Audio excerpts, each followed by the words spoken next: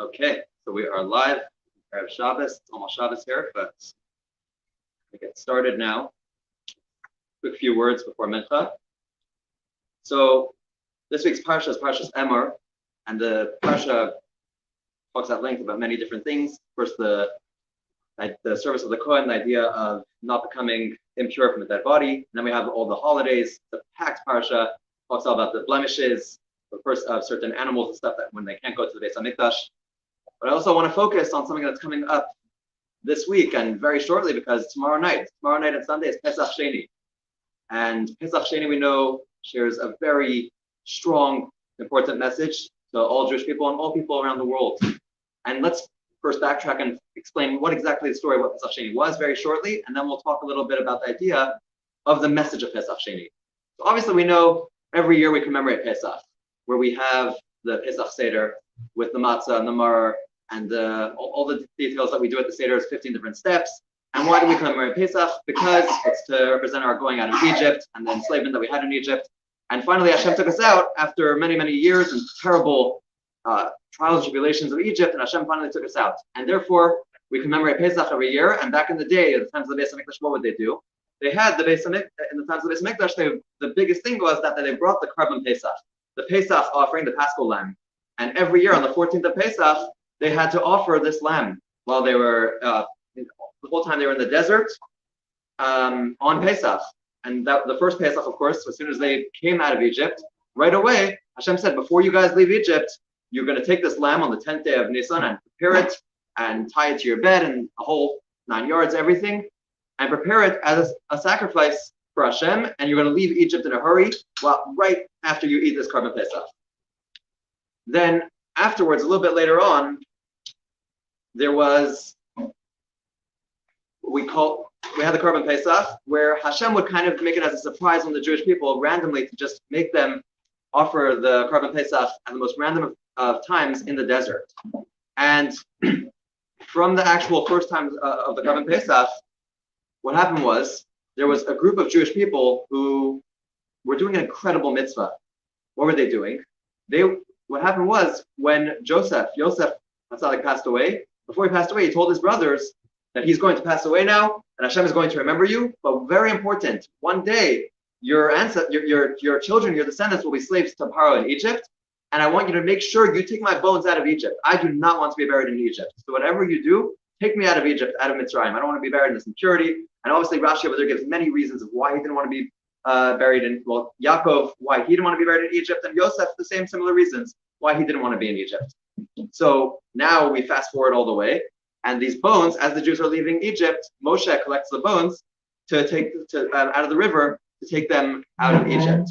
And what happened was that there was a group of Jewish people who carried these bones coming out of Egypt towards their journey into the desert, ultimately to reach Israel in a matter of, obviously, what turned out to be 40 years. But unfortunately, we know the law that somebody who carries a body or bones gets ritually impure. And now this group of people who took on the task of carrying Yosef's bones became ritually impure. And they came to Moshe and they said, Hashem decreed that we have to bring the Karban Pesach. Obviously, we know there was the main Karban Pesach before Pesach, the 14th day of Nisan. But later on, Hashem, like I said, would give these surprise Karban Pesach and say, surprise Jews, time to bring a Karban Pesach. No matter what was going on, at that point, every single Jew had to get up, go offer the sheep and make a Karban Pesach. And these Jews come to Moshe in the desert and they say, Moshe, what do you want from us? We were doing a mitzvah. Hashem, Yosef's bones, he commanded that they should be taken out of Egypt. And all we can do is we wanted to fulfill the mitzvah of helping this, of taking, of the Chabad Ames, of honoring the dead, the corpse of Yosef. And we were taking these holy bones of Yosef, and they said the famous, powerful lines, Lama Nigara, why should we lose out? Why should we be depleted from missing this special offering of the Karban Pesach? Because of this, we don't get to offer the Karban Pesach just because we were doing such a holy mitzvah. So why should we lose out?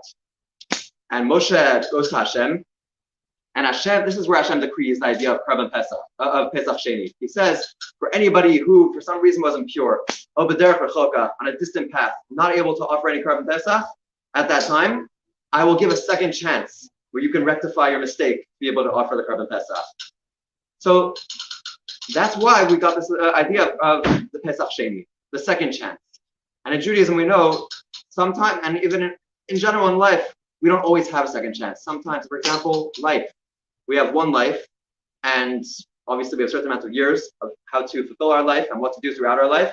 But life is short, and we have to take every moment of our life and really cherish it and use every moment to the best we can in our service of God. So let's take a regular day, regular example. You're a regular human being. You had a flight Monday morning. You come to the airport, you missed the flight. You forgot to file your taxes before the deadline. You saw your anniversary was next week, not tonight. You left your keys in the car. You forgot to hang up before announcing what you really think about a certain person that you're working with, and then they hear the last message that they hear is not the one that you were hoping they were going to hear, and they didn't hear the other half of the conversation. Someone else got the job that you were supposed to get. Not every error is recoverable. We're not saying that there's always a chance for recovery. Sometimes things are lost, but some mistakes are and some are forever. And obviously, it's unfortunate that every blunder, a blown chance, and a missed opportunity that's recorded in our life, we could try to forget and just say it's in the past. It will never happen again, and I can never go back to this opportunity in my life. It's a loss. I'm a lost cause, and there's nothing I can do about it. It's lost. Now, yes, there are some things, like we said, that are permanent and can never be rectified. But there's always that second chance. There's always the idea of coming back. And Hashem always wants us to take that second leap, that second chance, and to come back.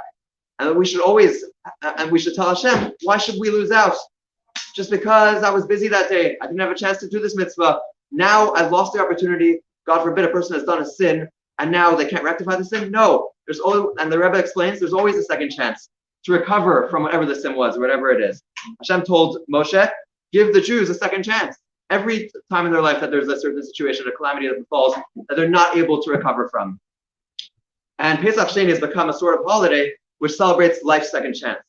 And in the words of the sixth Lubavitcher Rebbe, the previous Lubavitcher Rebbe, the Yitzchak Schneerson, he elaborated many times, also the Rebbe elaborated the Yiddish phrase, the very famous phrase about Pesach Sheni, as is Nish Ken Farfal, and it's never too late. You can always make good on the mistakes of the past. Hashem is always willing and waiting for us to express sincere regret for even the smallest wrongdoing that could have been rectified. Now the question is it really true? Can every mistake really be rectified? Not always. You cannot. We always have that time in our life where we just say, oh, I wish I could just turn back the clock. I want a time machine. I want to turn back time even to this morning and change what just happened. I don't want this to be the outcome on a situation. And some of our life decisions can really hurt us sometimes and make us think about, now it's too late. Now I can't go back. Why couldn't I go back to this morning? Why can't I go back to last week? Why can't I change the tiny mistake that I just did? That's when the Torah comes and tells us there's a one-day holiday. We don't need Pesach, where the first Pesach, which is 7 days, or outside of Israel, 8 days, where we celebrate and commemorate going out of Egypt. Hashem says, I'm giving you a second chance with just 1 day in 24 hours to realize that there's always a second chance. You can always rectify the past, and not everything can be fixed, but everything can be amended in a certain way. The first Pesach is gone forever. Yes, Jews, you missed the first Korban Pesach, and you missed, the first one, meaning the one that was done in the desert, the surprise one that Hashem put on the Jews. But you can always have the second chance. You may not be able to recover the past, but you can always hope for the future, to recover for the future. And the pain that you caused, whatever it was, whatever the situation was, you have the opportunity to rebuild a whole new relationship founded on bedrock of shared commitment and new growth. And we know Hashem never promises that we won't fall off, but he will always climb back up again. We always have that chance to rectify our mistake and to reclimb that bridge for the ladder. And all it takes is resolution, courage, and a lot of really hard work. And obviously, we know that we can all make mistakes in our life, but the Torah teaches us it's never too late to start again. There's always a chance to redeem oneself, and by starting over and committing to improve, we encounter a whole new world of opportunity, and we'll be welcomed back and comforted by Hashem on our journey in the future. And ultimately, this goes for our entire life. Always realize it's never too late. We always have that second chance to rectify the past. Nothing is ever done. There's always, like we know, obviously, Rosh Hashanah Yom Kippur, that there's those 10 days where Hashem opens the book of remembrance, and it's not sealed. Our fate is not sealed till Yom Kippur, and even to a certain extent till Hoshana Rabbah. The beginning of the year, the Day of Judgment, Hashem doesn't just close our book on the beginning of the year and decide this is our fate. He always gives that chance for a Jew to seal his faith and to change his ways. And we know we're not angels. We're not perfect, and Hashem doesn't want us to be perfect. Hashem put us in this world and to make mistakes, to do things that don't always make sense and that are not always going to be Hashem's best interest.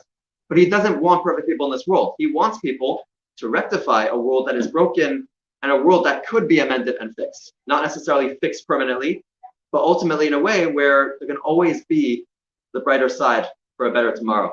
So wishing everybody a Shabbat Shalom.